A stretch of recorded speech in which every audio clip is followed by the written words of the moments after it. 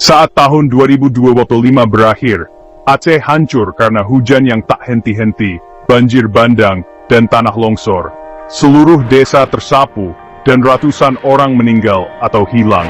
Bencana ini melampaui kemampuan sumber daya lokal, mengisolasi masyarakat, dan membuat banyak orang terdampar tanpa bantuan. Ini bukan hanya bencana alam biasa, pertanyaan dengan cepat muncul mengapa banjir begitu parah, dan apakah tindakan manusia memperburuk keadaan. Pencarian jawaban mengarah ke hulu, ke dataran tinggi Gayo, tempat pengelolaan lingkungan, kepentingan perusahaan, dan kekuatan politik bertemu. Di tengah kontroversi yang terus berkembang di Aceh, berdiri PT Tusam Hutani Lestari atau THL, sebuah perusahaan perkebunan hutan industri yang telah menjadi sorotan utama dalam diskusi tentang lingkungan dan pembangunan. Dengan konsesi hampir 100.000 hektar di dataran tinggi Aceh, THL mengelola salah satu area hutan tanaman industri terbesar di wilayah ini.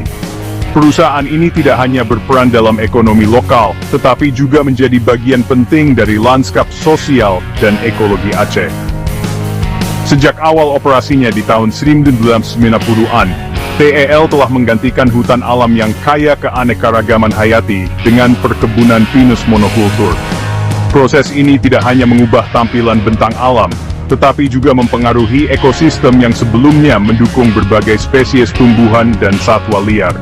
Transformasi ini menimbulkan kekhawatiran tentang hilangnya habitat alami dan dampaknya terhadap keseimbangan lingkungan.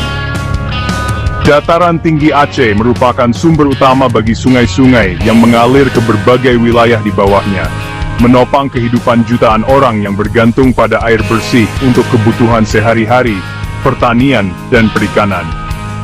Aktivitas THL di kawasan ini menjadi sangat krusial, karena setiap perubahan pada tutupan lahan dapat mempengaruhi ketersediaan dan kualitas air, serta keseimbangan ekologi yang rapuh.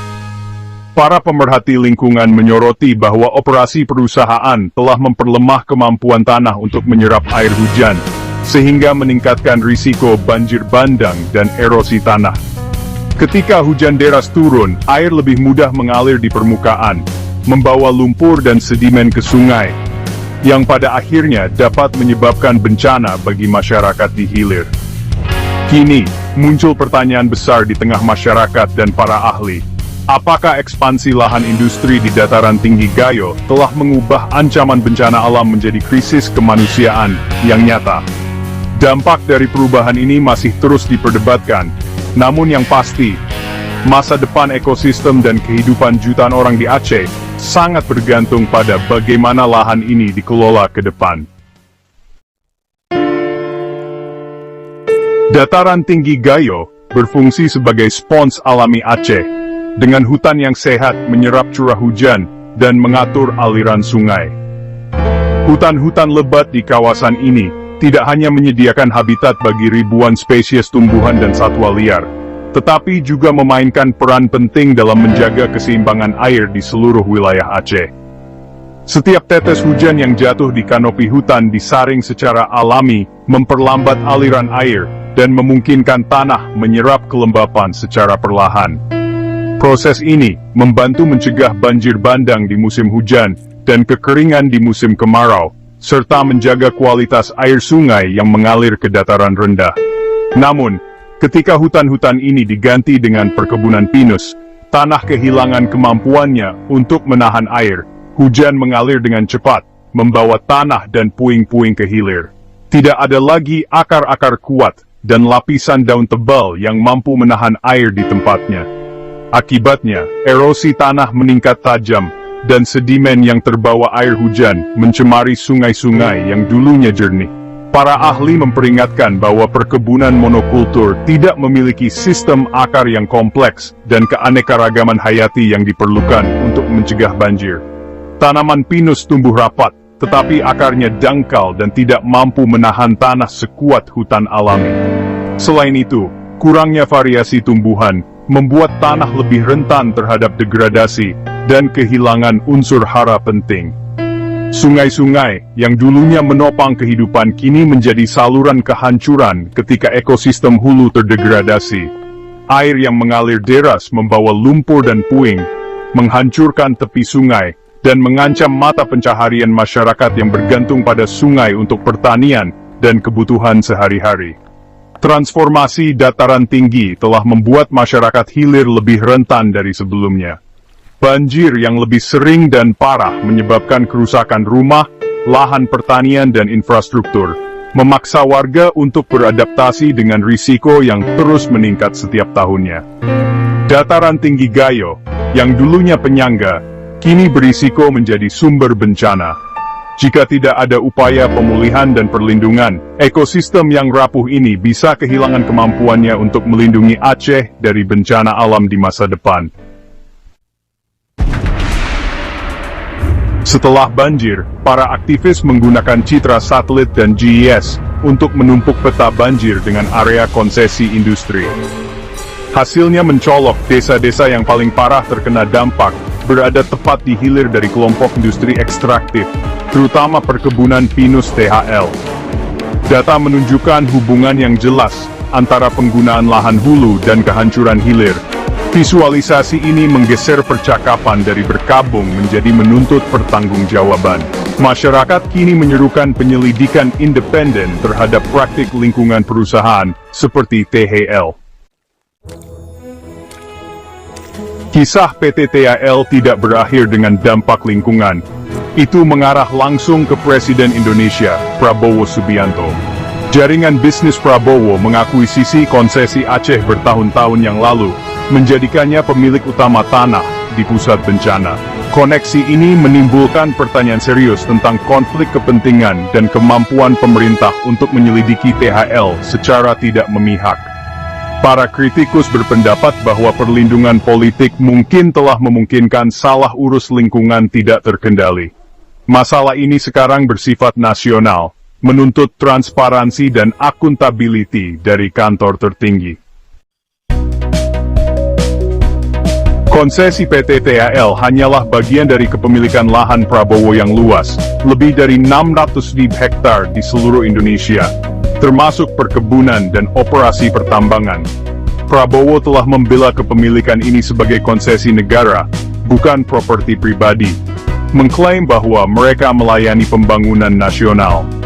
Namun banjir Aceh telah menyulut kembali perdebatan tentang konsentrasi lahan dan risiko begitu banyak kekuasaan dalam satu jaringan bisnis. Bencana ini memaksa Indonesia untuk menghadapi apakah konsesi sebesar itu sesuai dengan keamanan lingkungan. Taruhannya tidak lagi abstrak. Mereka diukur dalam nyawa yang hilang dan komunitas yang hancur. Di tengah kritik, Presiden Prabowo berjanji untuk mengubah 90.000 hektar konsesi THL menjadi kawasan konservasi gajah Sumatera. Meskipun beberapa memuji ini sebagai langkah positif, para aktivis mempertanyakan apakah itu restorasi yang tulus atau hanya gerakan PR. Bertahun-tahun monokultur telah merusak tanah, dan pemulihan sejati akan membutuhkan lebih dari sekadar penunjukan sederhana. Tanggapan pemerintah lambat, dengan janji tinjauan lingkungan, tetapi sedikit tindakan konkret. Bagi korban banjir, janji konservasi tidak berarti banyak tanpa langkah-langkah mendesak untuk memulihkan ekosistem dan melindungi masyarakat. Masyarakat lokal dan aktivis telah lama menentang THL, mengutip perambahan lahan dan hilangnya mata pencarian tradisional. Setelah banjir, tuntutan mereka meningkat, audit ekologis independen penuh terhadap THL dan konsesi hulu lainnya. Mereka bersikeras pada penilaian ilmiah di lapangan, bukan hanya tinjauan dokumen, untuk mengukur kerusakan lingkungan dan risiko banjir. Tujuannya adalah akuntabilitas sanksi hukum, restorasi, dan pergeseran menuju tanggung jawab perusahaan untuk manusia dan alam.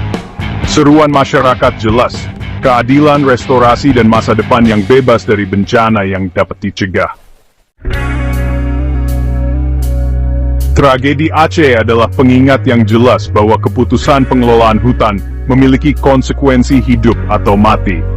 Bencana ini bukan hanya soal air yang meluap, tetapi juga tentang hilangnya rasa aman, rumah, dan masa depan bagi ribuan keluarga. Setiap pohon yang ditebang tanpa pertimbangan, setiap izin yang diberikan tanpa kajian mendalam, berkontribusi pada risiko yang semakin besar. Kita tidak bisa lagi menutup mata terhadap dampak nyata dari pengelolaan hutan yang buruk. Para aktivis menuntut audit ekologis yang ketat dan independen terhadap daerah aliran Sungai Aceh, dengan temuan yang dipublikasikan untuk memandu reformasi nyata. Audit ini harus dilakukan secara transparan, melibatkan masyarakat lokal, ilmuwan, dan pihak berwenang, agar tidak ada lagi data yang disembunyikan atau dimanipulasi. Hanya dengan keterbukaan, kita bisa memahami akar masalah dan mencari solusi yang adil bagi semua pihak. Krisis ini menunjukkan perlunya transparansi dalam kepemilikan lahan, dan pengawasan yang lebih kuat, terlepas dari koneksi politik. Banyak kasus di mana lahan hutan dialihkan secara diam-diam kepada pihak-pihak tertentu, tanpa memperhatikan dampak lingkungan dan sosial. Pengawasan yang efektif harus dilakukan secara berkelanjutan, dengan melibatkan lembaga independen dan masyarakat sipil sebagai pengawas. Hukum lingkungan harus berlaku sama untuk semua, dan keselamatan publik harus diutamakan di atas kepentingan pribadi. Tidak boleh ada pengecualian bagi siapapun yang melanggar aturan, baik individu maupun korporasi besar. Penegakan hukum yang tegas akan memberikan efek jera dan memastikan bahwa perlindungan lingkungan menjadi prioritas utama. Pengelolaan hutan berkelanjutan berarti menghargai hutan, karena layanan ekologisnya, bukan hanya hasil ekonominya. Hutan menyediakan air bersih, udara segar, dan habitat bagi ribuan spesies. Jika kita hanya fokus pada keuntungan jangka pendek, kita akan kehilangan manfaat jangka panjang yang jauh lebih besar. Investasi dalam restorasi dan perlindungan hutan adalah investasi untuk masa depan bersama. Pelajaran dari Aceh sangat mendesak, tuntut transparansi, dorong perubahan, dan pastikan pembangunan tidak pernah mengorbankan kelangsungan hidup. Setiap individu, komunitas, dan pemangku kepentingan memiliki peran penting dalam menjaga ekosistem. Hanya dengan kerjasama dan komitmen bersama, kita bisa mencegah tragedi serupa terulang, dan mewariskan lingkungan yang sehat untuk generasi mendatang.